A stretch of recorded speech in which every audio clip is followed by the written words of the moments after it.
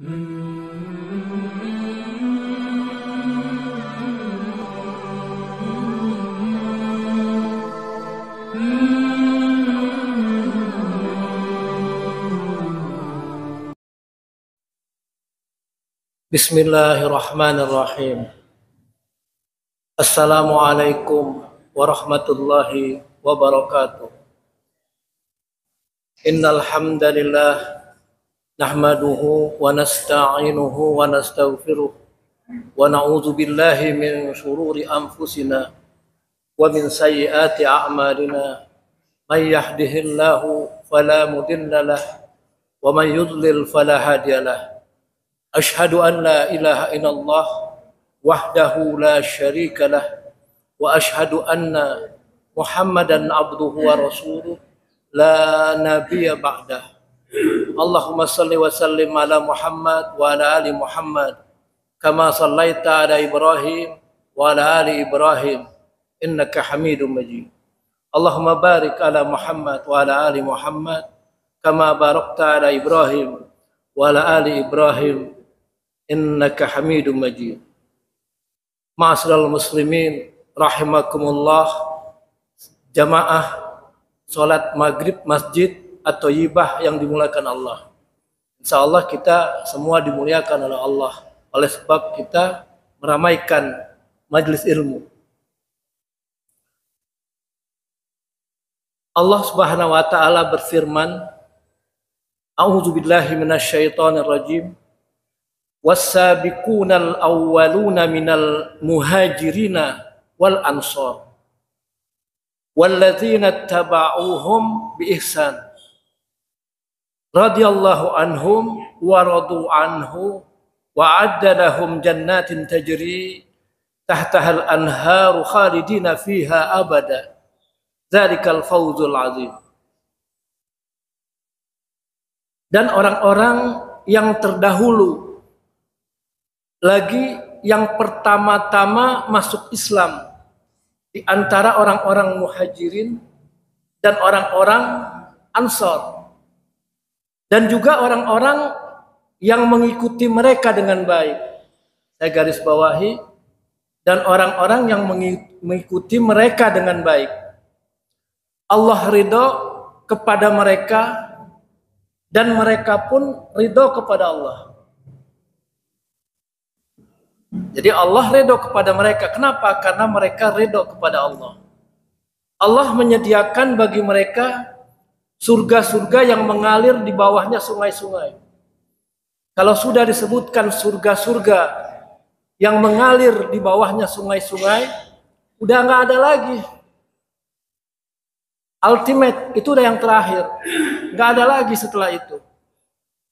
Mau apa lagi yang kita cari kalau bukan surga?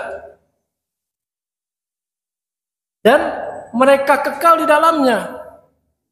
Nggak kayak di dunia kita hidup sementara, tapi nanti kita hidup di surga yang mengalir sungai-sungai di bawahnya dan kita abadi. Nggak bisa lagi ditukar.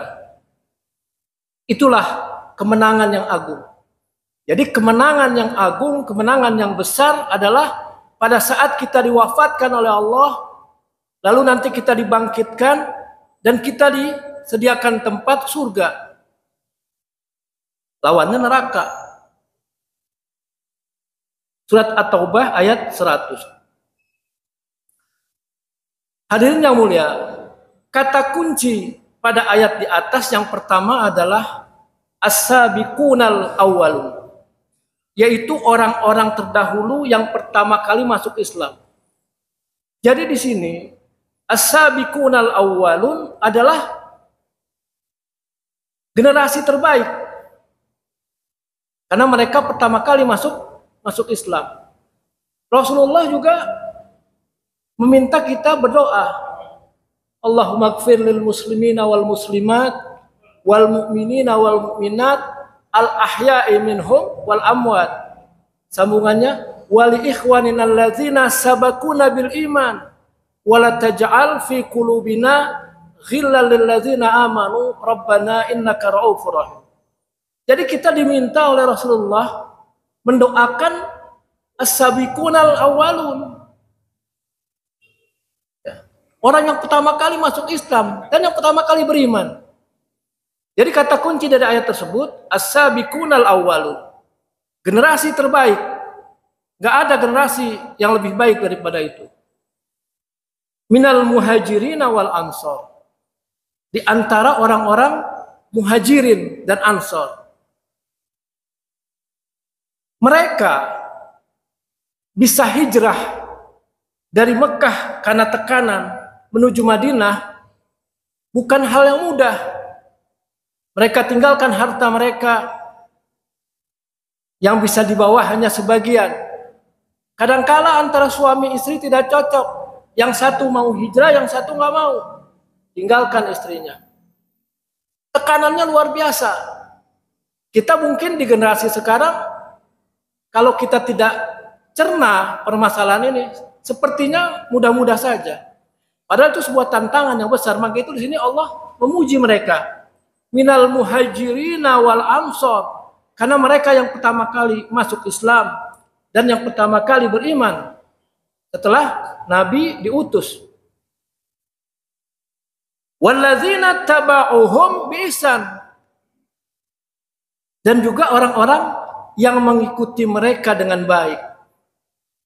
Mereka yang mengikuti dengan baik, yang mengikuti as-sabiqunal awwalun. Siapa mereka? Setelah mereka ada tabi'in, ada tabi'ut tabi'in, orang yang mengikuti tabi'in. Bisa juga kita. Kalau kita mengikuti mereka dengan baik, maka kita termasuk yang dipuji oleh Allah.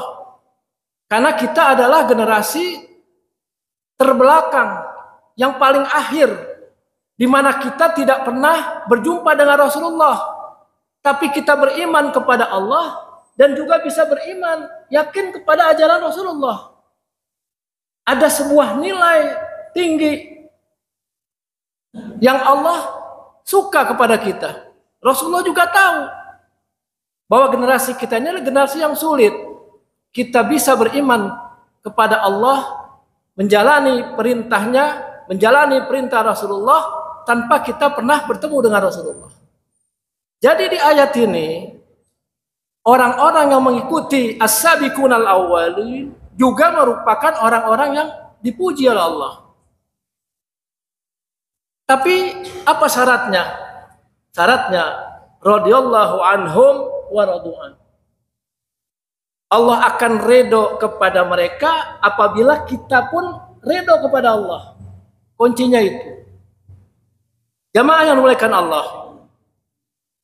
Kemudian dalam hadis Rasulullah Shallallahu Alaihi Wasallam bersabda, "Khairun nasi qarni, tsummal ladzina yalunahum, tsummal ladzina yalunahum."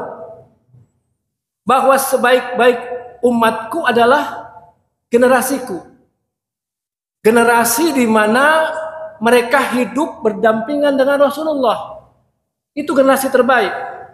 Ini Rasulullah dalam hadis sahih mengatakan demikian. Sebaik-baik umatku adalah generasiku, yaitu generasi saat aku ada di kalangan mereka. Rasulullah menjadi pedoman hidup, tempat bertanya secara langsung. Jadi kita pun harus punya siapa tempat bertanya. Itu nanti pembahasan selanjutnya. Generasi saat aku ada di kalangan mereka yaitu para sahabat radhiyallahu taala anhum ajma'in. Mereka semua adalah generasi terbaik. Kemudian orang-orang yang mengikuti mereka. Setelah sahabat, tabi'in. Baru at-tabi'ut tabi'in. Berdasarkan dalil Al-Quran, surat At-Taubah tadi, At-Taubah ayat 100, dan hadis riwayat Imam Bukhari dan Muslim yang saya telah bacakan, saya akan ketengahkan tema kajian kali ini mengikuti pemahaman sahabat dalam beragama. Mengikuti pemahaman sahabat dalam beragama. Jadi kita punya dua pedoman yang agung. Yang pertama Al-Quran dan yang kedua hadis. Lalu kita ikuti pemahaman para sahabat bagaimana mereka menjalankan agama Islam ini. Itu kuncinya.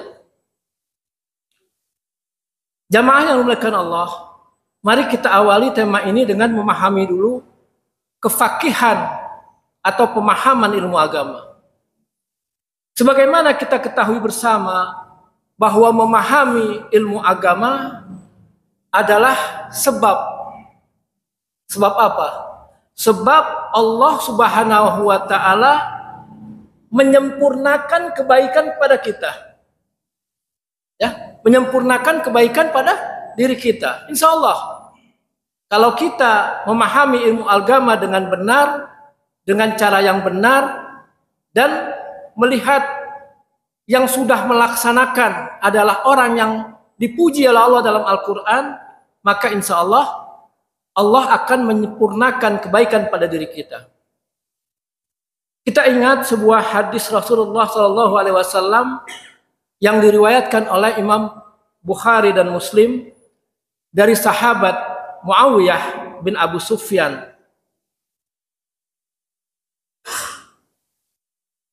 Barang siapa yang Allah kehendaki baginya kebaikan, maka Allah jadikan dia faqih.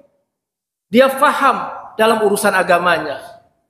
Kita mungkin sebagian hafal, mayuridillahu bihi khaira yufaqihu fiddin. Ya, barang siapa yang Allah kehendaki baginya kebaikan. Jadi kalau Allah ingin menghendaki kita kebaikan, maka terlebih dahulu Allah akan memberikan kepada kita kefakihan dalam beragama. Kefakihan, kefahaman dalam urusan agama. Kunci yang pertama adalah itu. Dalam sebuah asar dari seorang tabi'in yang mulia, yaitu Imam Al-Hasan Al-Basri rahimahullah ta'ala, beliau pernah menyebutkan apa itu orang yang disebut dengan faqih atau faham dalam beragama. Namun sebelumnya kita ketahui dulu bahwa Imam Hasan Al-Basri ini adalah bukan seorang sahabat, tapi tabi'in. Beliau diasuh oleh Ummu Salamah. Ummu Salamah adalah salah satu dari istri Nabi. Jadi beliau diasuh oleh sahabat, ya, sahabat bahkan istri dari Rasulullah, Ummu Salamah. Hasan Al-Basri ini lahir dari pasangan Yasar, nama bapaknya, lalu Khairah. Khairah adalah budaknya, ya, atau pembantunya Ummu Salamah, yang kemudian Khairah dimerdekakan oleh Ummu Salamah. Ketika masih bayi, Hasan Al-Basri diasuh oleh Ummu Salamah. Kenapa? Karena ibunya harus bekerja. Jadi Ummu Salamah yang mengasuh dari kecil, bahkan sampai dewasa mendapatkan ilmu agama dari generasi sahabat. Jadi Ummu Salamah ini dikenal sebagai wanita yang berilmu, salah satu dari istri Rasulullah yang berilmu, fasih dalam berbicara, dan banyak meriwayatkan hadis dari Nabi Shallallahu Alaihi Wasallam, sehingga Hasan Al-Basri tumbuh dalam lingkungan yang penuh ilmu dan juga dalam didikan yang baik. Jadi generasi yang baik itu dididik oleh orang-orang yang baik. Apa kata Hasan Al-Basri? Innamal faqihuz zahid fi dunya al-basiru bidinih al-mudawimu ala ta'ati rabbih. Hanyalah orang yang disebut faqih, yang disebut faham dalam agama, ya. Dia adalah orang yang zuhud. Zuhud adalah yang perlu dia lakukan, yang tidak perlu dia tinggalkan untuk urusan dunia. Jadi kalau dia bersinggungan, ada sebuah kegiatan yang bersinggungan dengan urusan ibadah, maka dia tinggalkan urusan yang gak penting. Itu orang zuhud. Seperlunya. Jadi bertemu waktunya sholat, ada pekerjaan lain di luar ibadah ditinggalkan. Jadi hanyalah orang yang disebut dengan faqih itu ada orang yang zuhud dalam kehidupan di dunia. Innamal faqihuz zahidu fi dunya. Memiliki ilmu yang mendalam tentang agamanya. Basiru bidinih, dan selalu kontinu, terus menerus, ya, mudawim, ya, terus menerus istiqomah dalam melaksanakan ketaatan kepada Allah Subhanahu wa taala. Itu orang yang faqih. Jadi kita belajar agama tujuannya bukan sekedar mengetahui. Tujuannya adalah sebagai bekal untuk akhirat. Jadi kita mencoba melompat jauh. Belajar bukan hanya sekedar untuk pengetahuan, tapi bekal nanti di akhirat. Kan tadi sudah disebutkan tujuannya adalah kita hidup di surga yang kekal, yang di bawahnya terdapat sungai-sungai. Jadi bukan hanya menjadi wawasan pengetahuan semata tanpa menumbuhkan rasa takut di hati kita, tanpa melahirkan semangat beribadah, berlomba-lomba dalam kebaikan dan ketaatan kepada Allah. Ini merupakan sifat dari hamba-hamba Allah yang beriman, hamba-hamba Allah yang saleh, yang Allah Subhanahu wa taala puji dalam ayat-ayat Al-Qur'an maupun hadis Rasulullah sallallahu alaihi wasallam. Jamaah yang dimuliakan Allah, Allah Subhanahu wa taala berfirman di dalam Al-Qur'anul Karim, Al-Qur'an yang mulia, Al-Qur'an yang merupakan pedoman bagi kita, di surat Fatir. A'udzubillahi minasyaitonirrajim. Innama yakhsyallaha min ibadihil ulama. Sesungguhnya yang takut kepada Allah di antara hamba-hambanya hanyalah orang-orang yang berilmu. Pasti orang yang tidak berilmu, tidak memahami, tidak akan takut kepada Allah. Kalau kita berilmu, lalu kita takut kepada Allah, berarti kita akan takut meninggalkan perintah. Dan juga takut kalau kita melaksanakan larangannya. Ini ada surat Fatir ayat 28. Ketika mengomentari ayat ini dalam kitab tafsir Taysirul Karimir Rahman, Syekh Abdurrahman bin Nasir As-Sa'di rahimahullahu taala, beliau berkata, fihi dalilun ala fadilatil ilm. Di dalam ayat ini terdapat dalil yang menunjukkan keutamaan menuntut ilmu. Keutamaan menuntut ilmu. Fa innahu da'a ila khasyatillah. Karena ilmu agama inilah yang akan mengajak manusia, ya, memotivasi manusia untuk memiliki rasa takut, khasyatillah. Takut kepada siapa? Takut kepada Allah. Allah Subhanahu wa taala, bukan sekedar memperbanyak ilmu pengetahuan, tapi fa innahu, sesungguhnya dia itu da'a, mengajak, memotivasi, memberikan dorongan ila, kepada khasyatillah, takut kepada Allah. Yakni untuk menjadikan dia semakin banyak belajar, semakin tunduk karena dia takut kepada Allah, semakin semangat dalam berilmu, semakin benar dalam belajar akidah, belajar ibadah, belajar tentang akhlak. Untuk apa? Untuk diamalkan dengan sebaik-baiknya. Jadi kalau kita belajar sesuatu belum sampai diamalkan, itu belum selesai. Harus diamalkan. Gak ada gunanya kalau tidak diamalkan. Hadirin yang mulia, pemahaman para sahabat dalam menjalankan agama Islam seringkali disebut sebagai suatu metode, atau disebut juga sebagai jalan atau thoriq, juga disebut sebagai manhaj. Jadi kalau kita mendengar istilah tarik, mendengar istilah manhaj, mendengar istilah metode, artinya kita harus menjalankan agama sesuai dengan petunjuk kepada orang yang benar. Tidak dengan perasaan, tidak dengan hati, tidak hanya dengan akal. Kita mencontoh kepada orang-orang yang dipuji oleh Allah. Di mana? Di Al-Quran. Kalau Allah memuji mereka, kenapa kita tidak mencontoh kepada mereka? Metode yang benar dalam memahami akidah, metode yang benar dalam memahami ibadah, dalam memahami akhlak, dalam muamalah, dan lain sebagainya. Jadi Islam ini diturunkan dengan metode yang lengkap tentang semua permasalahan agama kita. Nggak ada yang kurang.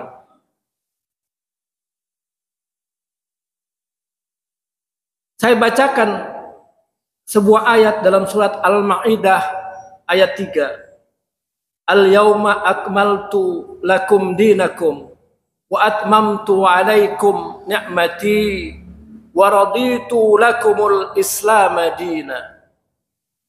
Pada hari ini, kata Allah, aku telah sempurnakan bagimu agamamu. Sempurna, nggak ada yang kurang. Dan telah aku jadikan lengkap nikmat yang aku berikan kepadamu. Serta aku telah redha Islam ini sebagai agamamu. Apalagi yang kita cari? Allah aja sudah redha bahwa Islam ini adalah sebagai agamamu. Telah lengkap. Aku sempurnakan, kata Allah. Artinya, lengkap di sini mencakup semua permasalahan yang kita butuhkan dalam agama ini. Ada semuanya. Kita cari tentang apa? Dalam Islam kita diajari. Sampai kita buang air kecil pun diajari bagaimana cara membersihkannya. Coba cari agama mana yang mengajari kita beristinja. Lalu bagi wanita yang haid, bagaimana aturannya? Jadi semua ini lengkap. Dari mulai yang paling di tempat yang paling mulia, misalkan kita sholat di masjid diajari. Sampai kita istinja pun sebelum wudhu diajari. Sebuah hadis sahih dari sahabat Abu Dzar Al-Ghifari, Rasulullah Shallallahu Alaihi Wasallam bersabda, "Ma baqiya syai'un yuqarribu minal jannati wa yubaidu minan nari illa wa qad buyyina lakum." Ini sebuah hadis yang dibawa oleh Abu Dzar. Tidak tertinggal, tidak tersisa sedikit pun. Ma baqiya syai'un, enggak ada yang tertinggal sedikit pun. Dari perkara-perkara yang bisa mendekatkanmu ke surga. Yuqarribu, qarib asal katanya, yuqarribu minal jannah wa yuba'id minan nar, dan juga hal-hal yang menjauhkan kalian dari neraka. Kecuali semuanya telah dijelaskan kepadamu. Jadi kalau mau cari apa saja yang menyebabkan kita bisa tergelincir ke neraka, cari di Al-Quran dan hadis, pasti ada. Apa saja yang bisa mendorong kita masuk atau mendekatkan diri ke surga, cari di Al-Quran dan hadis, pasti ada. Jadi ini hadis riwayat Ahmad dan At-Tabarani. Jadi itulah yang namanya tarik atau manhaj atau metode yang harus kita jalankan dalam beribadah. Metode dalam beragama, metode dalam Islam. Jamaah yang dimuliakan Allah, lalu apa urgensinya kita mempelajari metode atau manhaj atau tarik ini? Agar kita bisa memahami agama dengan benar. Tanpa pedoman, tanpa jalan yang benar, kita tidak mungkin bisa menjalankan agama ini secara benar. Jadi tidak sekedar mengaku Islam, ada orang-orang yang mengatakan cukup dengan Quran aja. Nggak benar. Berarti dia ingkar sunnah. Nggak benar. Karena Al-Quran itu dijelaskan dari hadis. Bagaimana kita bisa sholat kalau kita tidak memahami hadis? Sholat perintahnya ada di Al-Quran, tapi bagaimana tata caranya ada di hadis. Banyak orang-orang juga yang menyelisihi hadis-hadis yang sahih. Hadisnya sahih tapi diselisihi. Ada orang-orang yang memahami Islam hanya dengan akal, hanya dengan perasaan. Banyak sekali. Contohnya, jelas-jelas kita tahu yang namanya syirik. Syirik jelas. Sesuatu perbuatan yang dimurkai oleh Allah. Karena menduakan Allah. Amal yang paling dibenci oleh Allah. Tetapi banyak orang yang melakukannya. Sebagaimana firman Allah Subhanahu wa taala dalam Al-Qur'an, "Innallaha la yaghfiru ayyushraka bihi wa yaghfiru ma duna zalika liman yasha." Sesungguhnya Allah Subhanahu wa taala tidak akan mengampuni dosa syirik. Tidak akan mengampuni orang-orang yang melakukan dosa syirik atau menyekutukan Allah. Tapi Allah mengampuni dosa-dosa selain itu. Bagi siapa? Bagi siapa yang dikehendakinya. Itu pun Allah kehendaki. Yang Allah tidak kehendaki juga tidak dapat ampunan. Karena Allah sangat mengetahui hati manusia. Ini ada di surat An-Nisa ayat 48. Jamaah yang dimuliakan Allah. Kemudian dalam menjalankan perintah beragama, kita sering mendengar ada metode talaki. Talaki itu apa? Talaki artinya kita belajar dari guru,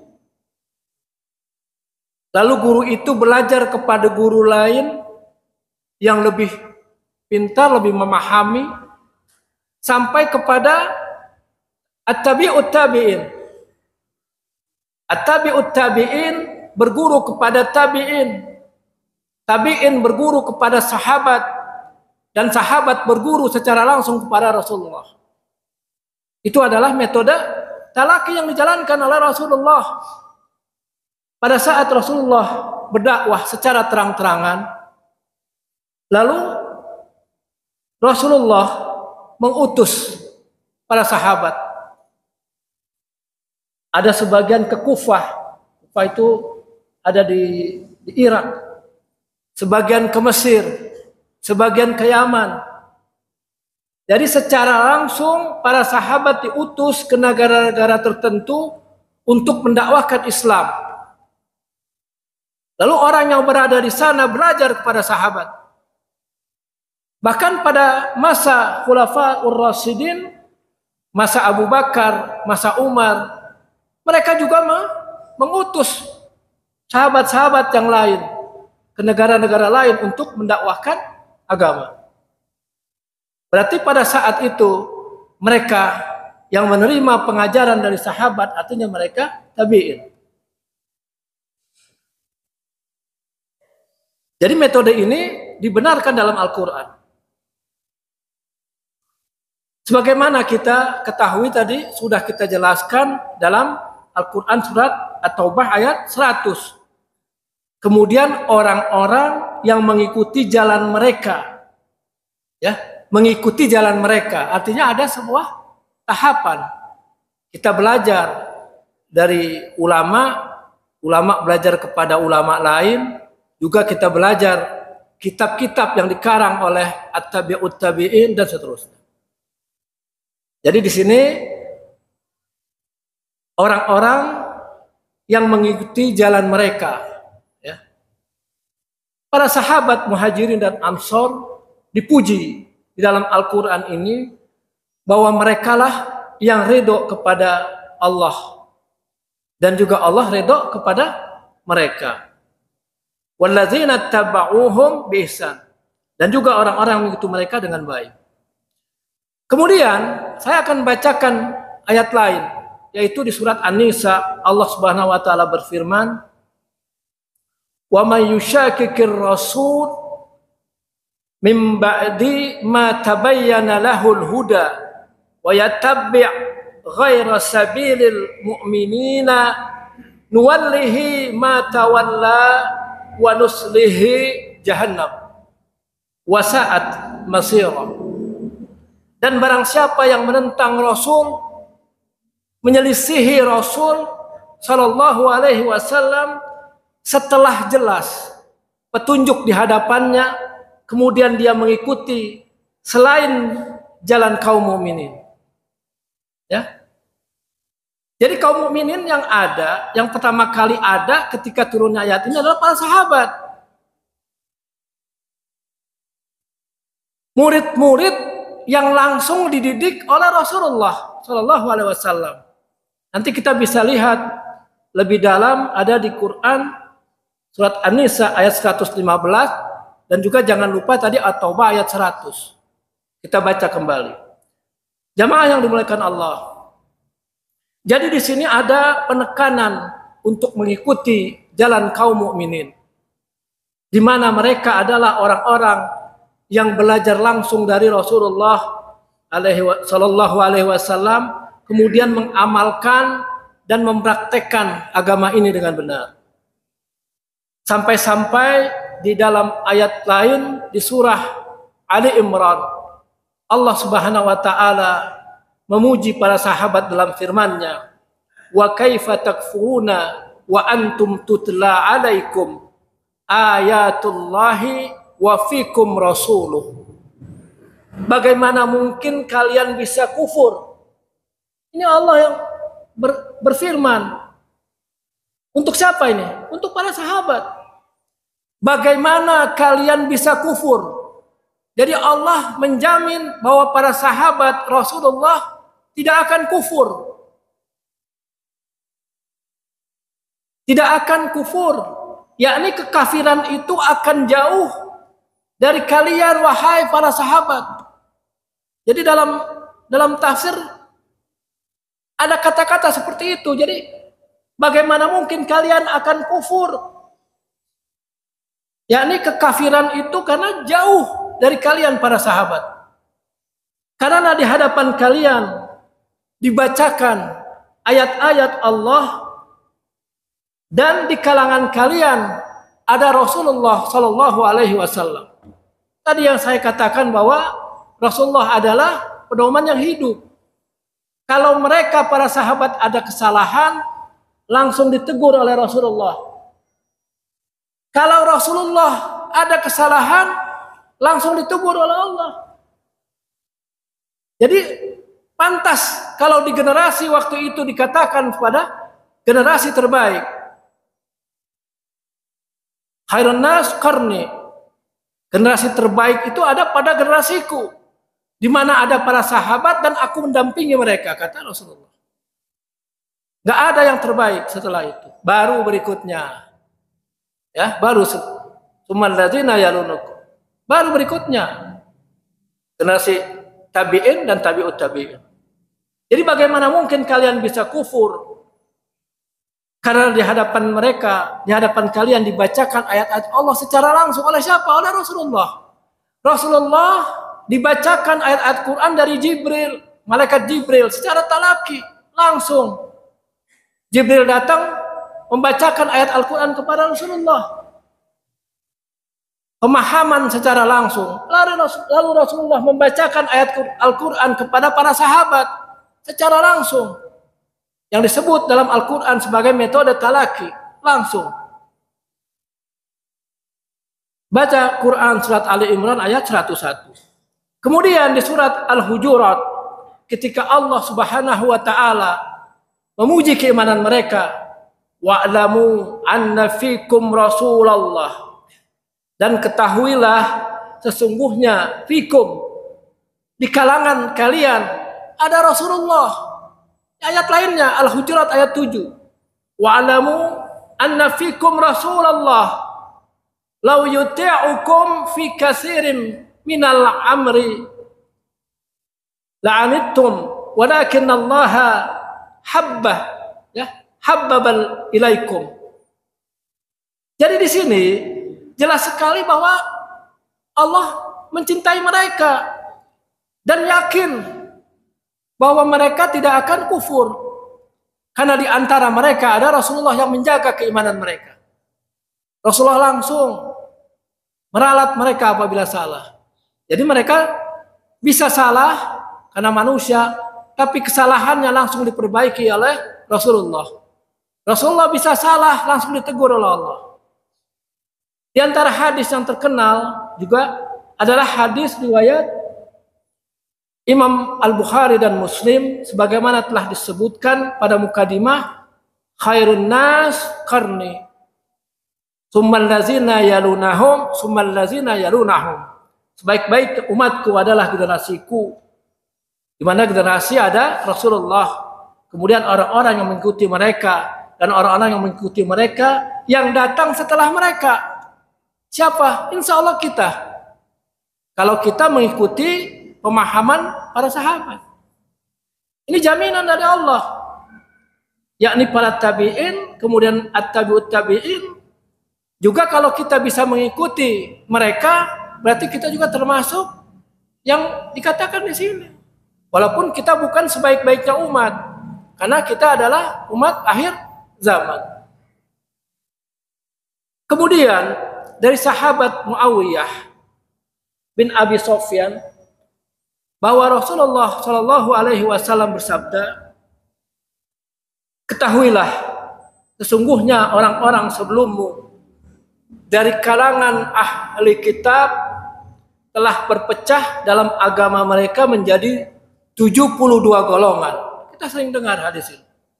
Para ahli kitab zaman dahulu disebutkan berpecah pada 72 golongan. Dan Rasulullah melanjutkan, dan sesungguhnya umat ini akan, berarti pada saat itu belum, nantinya akan berpecah menjadi 73 golongan. Ini yang berkata Rasulullah. Hadis ini sahih. 72 golongan di antara 73 itu diancam masuk neraka. Kita nggak tahu siapa mereka. Ini adalah asar, sebuah petunjuk dari Allah yang disampaikan melalui Rasulullah. Rasulullah menyampaikan kepada kita. Jadi Rasulullah tidak pernah berkata berdasarkan hawa nafsunya. Tidak pernah Rasulullah berkata kalau itu tidak dibenarkan oleh Allah. Dan satu masuk surga. Yang mereka itu adalah disebut dalam hadis ini disebut dengan jamaah. Jamaah artinya sekumpulan. Wa wahidatun fil jannah, yang satu masuk surga, wahyal jamaah. Mereka lah yang berjamaah. Tidak boleh kita hidup beragama sendiri-sendiri. Seperti kata orang-orang tua dulu, orang yang akan diterkam serigala, terutama yang berpencar sendirian. Jadi kita kompak, berjamaah. Ada yang salah, yang lain mengingatkan. Disebut al-jamaah. Wa wahidatun fil jannah. Yang satu ada di surga, kelompok itu, wahyal jamaah. Inilah yang kita kenal dengan istilah ahlus sunnah wal jamaah. Apa itu? Ahlus sunnah artinya orang-orang yang berpedoman kepada sunnah dan juga ijma ulama. Kita berjamaah, ada ulama, ijma'nya kita gunakan. Karena ijma ulama itu adalah pendapat ulama secara keseluruhan. Mereka bukan berkata sesuai dengan hawa nafsunya. Jadi kita berpedoman kepada Al-Quranul Karim, kita berpedoman kepada hadis Rasulullah, kita amalkan, juga kita memegang ijma ulama. Ini yang disebut ahlus sunnah wal jamaah. Istilah yang secara umum, namun kita tidak tahu, Allah tidak menyebut secara langsung nama dari organisasi, tidak ada. Jadi kita nggak usah berpegang pada organisasi, tapi kita pegang bahwa kita itu ahlu sunnah wal jamaah, di mana kita percaya kepada pedoman Al-Quran, pedoman hadis, dan juga ijma ulama. Kitalah jamaah. Kalau kita yang berpencar sendirian, kitalah yang akan diterkam serigala. Setan akan mudah memasuki hati kita untuk membisikkan hal-hal yang buruk. Di sebagian lafaz hadis ini Rasulullah SAW ketika menyebutkan ya, semua diancam masuk neraka kecuali satu golongan, para sahabat bertanya, "Man hiya ya Rasulullah?" Siapa dia ya Rasulullah? Siapa mereka? Siapakah golongan itu wahai Rasulullah? Maka Rasulullah SAW bersabda, "Ma ana alaihi wa ashabi." Yaitu orang-orang yang mengikuti pemahamanku, kata Rasulullah, dan pemahaman para sahabat radhiyallahu taala anhum ajma'in. Jadi Rasulullah jelas di sini, yaitu orang-orang yang mengikuti pemahamanku. Jadi kalau kita tidak percaya, tidak beriman kepada hadis, maka berarti kita tidak mengikuti pemahaman Rasulullah.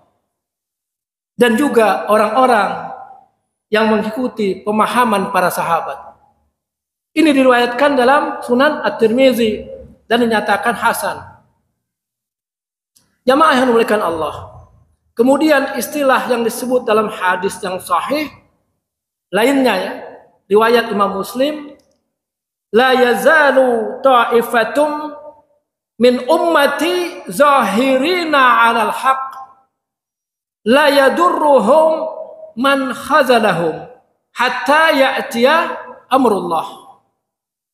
Akan senantiasa ada sekelompok orang di umatku ini yang selalu menampakkan atau memenangkan kebenaran. Jadi menampakkan kebenaran, senang dia menampakkan kebenaran, juga memenangkan kebenaran, memperjuangkan kebenaran. Zahirina 'alal haq. Zahir artinya tampak, ya, 'alal haq, yang benar. Tidak akan merugikan mereka orang-orang yang menyelisihi mereka sampai datangnya keputusan Allah Subhanahu wa taala pada hari kiamat nanti. Jadi benar-benar di sini kalau kita berpegang pada itu, tidak ada orang yang bisa menyelisihi mereka. Kita akan aman berada di jalan itu. Dalam sebagian riwayat disebutkan dengan kata-kata mansurin. Mereka adalah golongan yang ditolong oleh Allah. Mansurin artinya orang-orang atau golongan yang ditolong oleh Allah. Maka dari sinilah para ulama mengambil istilah at-ta'ifatun mansurah, ya, kelompok yang selalu ditolong oleh Allah. Karena mereka selalu berpegang teguh dengan pemahaman dan pengamalan Islam yang benar sesuai dengan petunjuk Allah Subhanahu wa taala, petunjuk Rasulullah sallallahu alaihi wasallam berdasarkan pemahaman para sahabat radhiyallahu taala anhum ajma'in dan para ulama ahlu sunnah wal jamaah yang mengikuti jalan mereka dengan kebaikan. Maka oleh karena itu metode beragama harus kita jalankan, mempelajari ayat-ayat Al-Quran dan hadis-hadis Rasulullah Sallallahu Alaihi Wasallam yang sahih. Kita pisahkan dulu mana hadis yang sahih, mana hadis yang tidak sahih. Kemudian kita menjadikan pemahaman para sahabat untuk membantu kita dalam memahami ayat-ayat Al-Quran dan juga hadis-hadis yang sahih tersebut. Sebagai penutup, mari kita cerna ayat berikut. Mayyuti'ir rasula faqad ata Allah.